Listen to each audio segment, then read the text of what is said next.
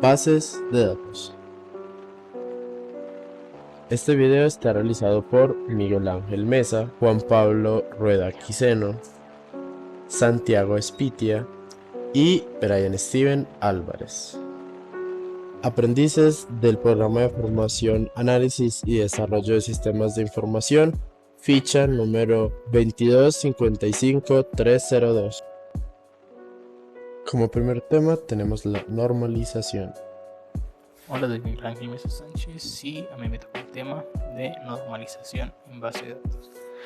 Primero que todo, ¿qué es una normalización? Normalización se trata del proceso, como lo dice, de organizar o normalizar la base de datos. ¿Cómo es que normalizar la base de datos? Varias veces hemos visto que en las bases de datos, o en lo que organizábamos en las columnas o en algunas partes de nuestros datos, ponemos cosas muy redundantes. ¿Cómo es que redundantes? Si ponemos los proveedores, si somos en una tienda, ponemos los proveedores, ponemos todo cierto dentro de la lista. Entonces ponemos unas ciertas cosas, ya habíamos puesto salchichas y más abajo por allá al fondo. Si nos olvidó que habíamos puesto salchicha, entonces volvemos a poner salchichas. En vez de poner eso, la normalización nos dice que hay algunas reglas o hay algunas formas para poder evitar esos errores y no hacer que las salchichas vuelvan a repetir, que el inventario se repitan algunas otras cosas o así. Entonces, la normalización nos sirve para que los datos en la base de datos, valga la redundancia, sea más flexible, eliminando redundancia y dependencias incoherentes, evitando desperdiciar almacenamiento, también algunos cambios. Si quisiéramos cambiar a la base de datos a otro lugar, se tendría que organizar todo. También si quieres volver a agregar algo, entonces sería pues un desperdicio de mucho almacenamiento y de tiempo el que lo está haciendo. Espero que les haya quedado claro. Bueno, entonces vamos a comenzar con las formas, las 4 formas que nos da la normalización para que se pueda hacer en una base de datos. La primera forma nos dice de eliminar grupos de repetición en tablas individuales. Crear una tabla independiente para cada conjunto de datos relacionados. Identifique cada conjunto de datos relacionados con una clave principal.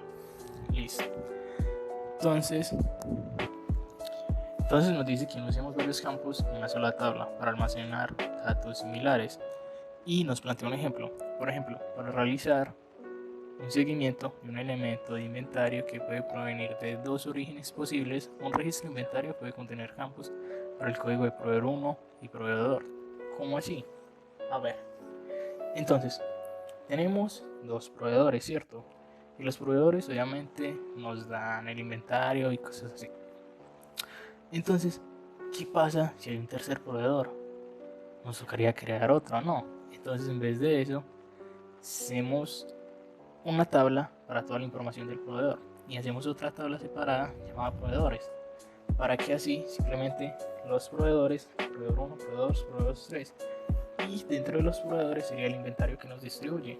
Estaríamos ahorrando espacio y cualquier modificación de un cuarto, quinto, sexto, séptimo proveedor se instalaría ahí, no teniendo que hacer esto, realmente se volvería un despelote porque el inventario todo regado dentro del proveedor y el resto del proveedor ahí se regaría más porque sería después de la tienda que utilizaríamos y es cambio todo organizadito, queda más bonito. Una vez explicado la primera forma, vamos a seguir con la segunda forma normal. Entonces, la segunda forma nos dice que crea tablas independientes para conjuntos de valores que se aplican a varios registros. Relacione estas tablas con una clave externa. Bueno, ahora viene la explicación. En lugar de almacenar la dirección, en lugar de almacenar la información, haríamos lo siguiente. ¿Sí o qué? Entonces creamos una tabla para lo que lo necesitemos. En vez de eso, es la cosa. ¿Sí o qué? Entonces, en cada una de las tablas, de la tabla que creamos, almacena en un lugar, ya sea en la tabla que hiciste o en una tabla de direcciones independiente. Ahora, dándome a entender lo que hacemos simplemente es hacer una tabla general para, para lo que necesitemos. Por ejemplo, si tenemos unos registros de algo, obviamente se va a necesitar algo. ¿Sí o qué? Pues, pero no algo. Se va a necesitar la dirección de un cliente o cosas así.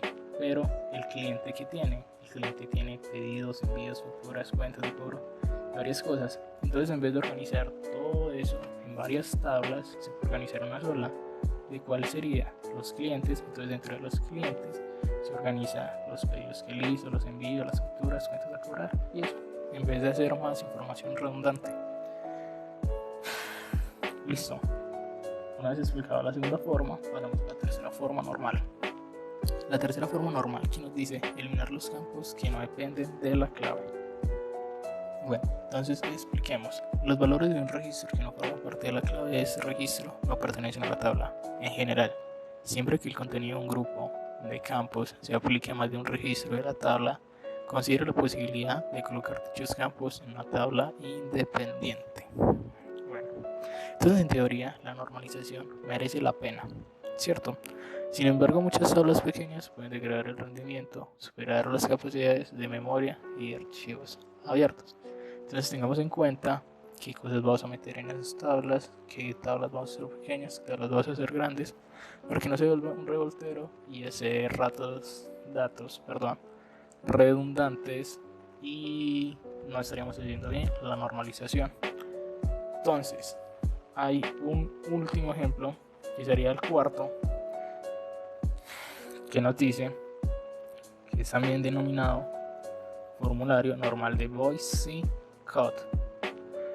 Sus iniciales sería BCNF. Y la quinta forma, pero rara vez se considera un diseño práctico. Si no se tienen en cuenta esas reglas, es posible que el diseño de la base de datos sea inferior al perfecto, pero no debería afectar la funcionalidad. Entonces tengamos en cuenta las cosas que hemos repasado.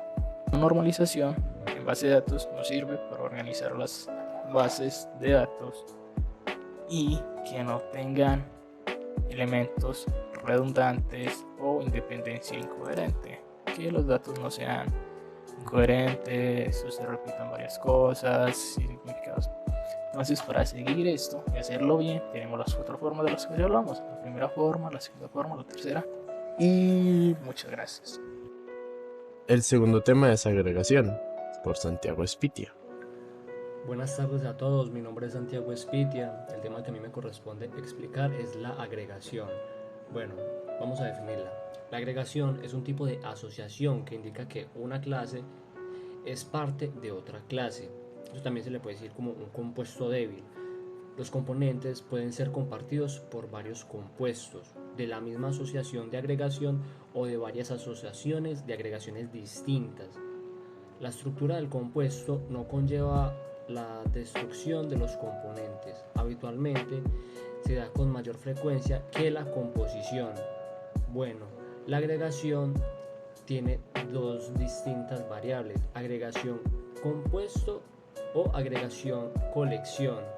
Bueno, la compuesto es un todo se obtiene por la unión de diversas partes que pueden ser objetos distintos y que desempeñan papeles distintos en la agregación. Y la agregación de colección es un todo se obtiene por la unión de diversas partes del mismo tipo y que desempeñan el mismo papel en la agregación. El tercer tema es especialización, por Juan Pablo Rueda Quiseno. Buenas tardes, mi nombre es Juan Pablo Rueda. El tema que me tocó a mí fue la especialización. Bueno, ahora en este momento les voy a explicar qué es la especialización. Es el resultado de la unión de dos o más conjuntos de entidades de bajo nivel para producir un conjunto de entidades de más alto nivel. La especialización es el resultado de tomar un subconjunto de un conjunto de entidades de alto nivel para formar un conjunto de entidades de más bajo nivel. Y por último está la generalización, explicada por Brian Álvarez. Mi nombre es Brian Estienne Álvarez Agudelo y explicaré la generalización. La generalización es una relación contenida que existe entre el conjunto de nivel más alto, que es la superclase, y uno o más conjuntos de entidades de nivel más bajo, las subclases. La generalización permite que las entidades de nivel más bajo hereden los atributos de la entidad generalizadora de más alto nivel. La entidad general se llama superentidad y las otras subentidades. La superentidad normalmente tiene una clave principal distinta de las subentidades. Este sería el detalle más importante para diferenciarlas de las relaciones ISA de la especificación. La generalización trata de eliminar la redundancia, o sea, la repetición de atributos, al englobar los atributos semejantes. Además, las entidades de bajo nivel cuentan o heredan todos los tipos de atributos correspondientes. Para la representación de este tipo de interrelación se utiliza un triángulo invertido con la base paralela al rectángulo que representa el supertipo o la generalización y conectado a este y a los subtipos de la especialización. Las cardinalidades son siempre 1 a 1 en los supertipos y 0 a 1 en los subtipos. Un par de características importantes de la generalización son el énfasis en las similitudes de los elementos en la base de datos y que cada instancia del supertipo es también una instancia de alguno de los subtipos. A niveles un poco más específicos, la generalización es un concepto de abstracción para construir objetos compuestos a partir de sus objetos componentes. Permite combinar entidades entre las que existe una interrelación y formar una entidad de más alto nivel. Además, es útil cuando la entidad de más alto nivel se tiene que interrelacionar con otra entidad. Muchas gracias por ver este video.